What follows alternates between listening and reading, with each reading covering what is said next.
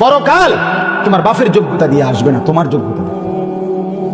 কসম আল্লাহ, দুনিয়া হয়তো তোমার বাপের কান্দে বর করে চললা ভাইয়া, কিন্তু আল্লাহর কসম হাসরের মাঠ কবর তোমার বাপের যোগ্যতা দিয়া চলতে পারবা না। তোমার ঈমান, তোমার আমল, তোমার সেজদা, তোমার গোলামি তোমার হাসরের ময়দান থেকে আল্লাহর আযাব থেকে বাঁচাবে। তুমি ভুল করো না ছেলে।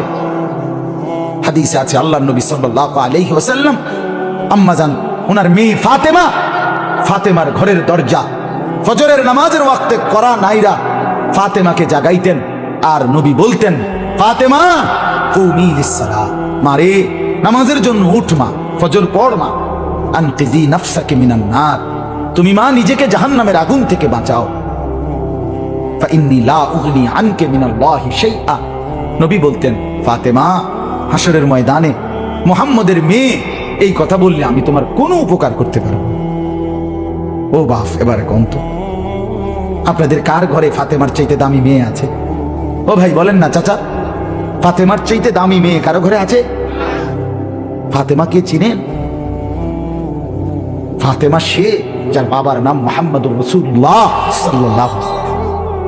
বাবা, ফাতেমা সেই মেয়ে যার মা খাদিজাতুল কুবরা রাদিয়াল্লাহু তাআলা আনহা, যাকে আল্লাহ সালাম দেয়, যাকে জিবরাইল সালাম দেয়।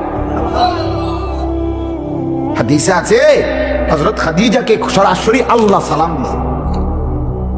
জিবরাইল আয়েশা বলছে, ইয়া রাসূলুল্লাহ, খাদিজাকে আল্লাহর পক্ষ থেকে সালাম, আমার পক্ষ থেকেও সালাম। ফাতেমা সেই বেটির মেয়ে, ফাতেমা সেই মেয়ে যার স্বামী সাইয়্যিদুনা আলী রাসূলুল্লাহর কলিজার টুকরা।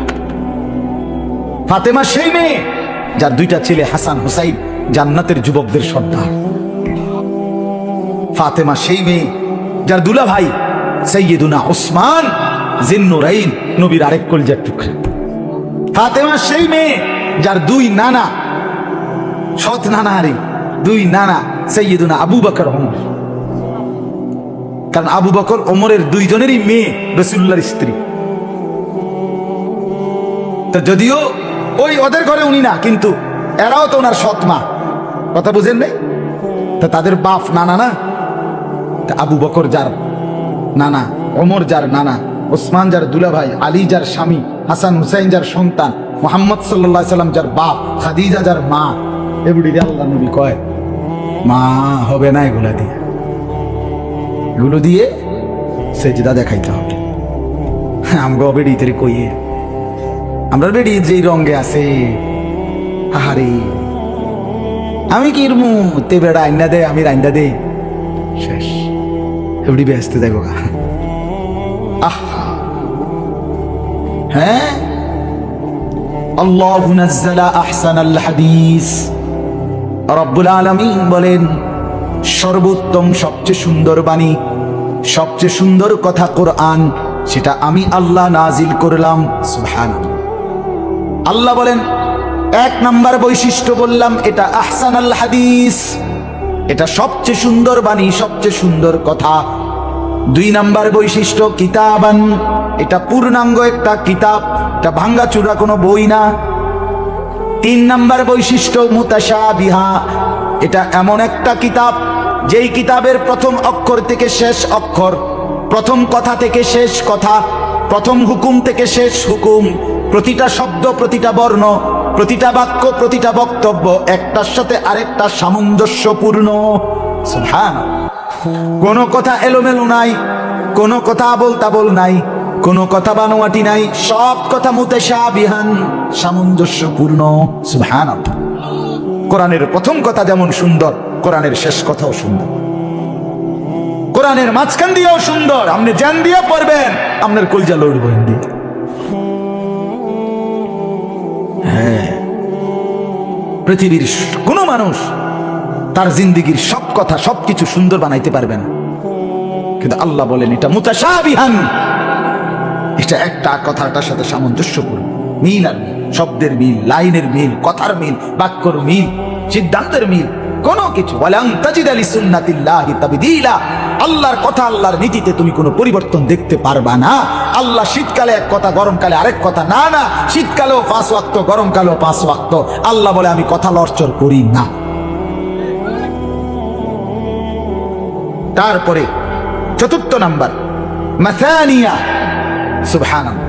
আল্লাহ বলেন আমার এই কোরআনের 4র্থ বৈশিষ্ট্য হইল মাসানিয়া। এটা এমন একটা কিতাব পৃথিবীতে একমাত্র যেটার বৈশিষ্ট্য হইল, যেটার প্রত্যেকটা শব্দ, প্রত্যেকটা লাইন, প্রত্যেকটা আয়াত একবার না লক্ষ লক্ষ বার, কোটি কোটি বার, বারবার বারবার বারবার বারবার দোহরাইয়া দোহরাইয়া জগৎবাসী করতেছে। পৃথিবীতে আর কোন বই আছে ভাইয়া বলেন না?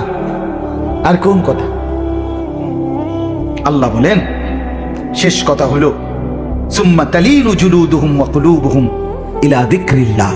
কোরআনের শেষ বৈশিষ্ট্য এখানে আল্লাহ বলছে। আরেক শেষ বৈশিষ্ট্য হলো অতঃপর দেখেন কি কি কইছে। 1 নাম্বার আহসানাল হাদিস, কোরআন সেই কিতাব আমি নাজিল করেছি। আল্লাহ বলে কি নাজিল করছি শোনো। 1 নাম্বার এটা হলো সর্বোত্তম কথা। 2 এটা পূর্ণাঙ্গ কিতাব, মানে সব কিছু যেখানে আছে সব সমাধান, এটারে বলে কিতাব। 2, 3 এটা এমন যেটার এক কথা আর এক কথার সাথে শুরু শেষ চমৎকার সামঞ্জস্য পূর্ণ। 4 এটা সেই কিতাব যেটা আমি নাজিল করছি, যেটা পৃথিবীতে সবচেয়ে বেশি পঠিত, বারংবার পাঠকৃত কিতাব। এরপরে কি? এরপরে হলো এটা সেই কিতাব আমি আল্লাহ যেটা নাজিল করেছি, যেটা শুনলে পড়লে যার অন্তরে আল্লাহর ভয় আছে তার শরীরের লোম দাঁড়িয়ে যায়। সর্বশেষ বৈশিষ্ট্য 1, 2, 3, 4, 5, 6 এই 6 নাম্বার বৈশিষ্ট্য হলো সুম্মা তালিনু জুলুদুহুম ওয়া কুলুবুহুম ইলা যিকরিল্লাহ। আমার এই কোরআনের বৈশিষ্ট্য শুনে পড়ে শেষ পর্যন্ত অবস্থা কি হয়? আমার বান্দা তার শরীর, তার দেহ, তার অন্তর উভয়টাই আমি আল্লাহর স্মরণে, আমার ইবাদতে, আমার বন্দিগিতে নম্র হয়ে যায়, নরম হয়ে যায়, আমার গোলামিতে লেগে যায়। কোরআন পড়তে পড়তে, আমার কোরআন বুঝতে বুঝতে একদিন সে বন্দিগিওয়ালা হয়ে যায়। তার শরীরটাও কোরআনকে মেনে নেয়, তার মনটাও কোরআনকে মেনে নেয়। এই দেহ দিয়ে সেজদা দিতে হবে, নামাজ পড়তে হবে, এটাও মেনে নেয়। এই দিল দিয়ে আল্লাহ রসুলকে মহব্বত করতে হবে, এটাও মেনে নেয়। আল্লাহ বলেন যালিকা হুদাল্লাহ ইয়াহদি বিহি মান ইয়াশা। এই শেষ কথা শুনেন, আল্লাহ বলে যালিকা হুদাল্লাহ,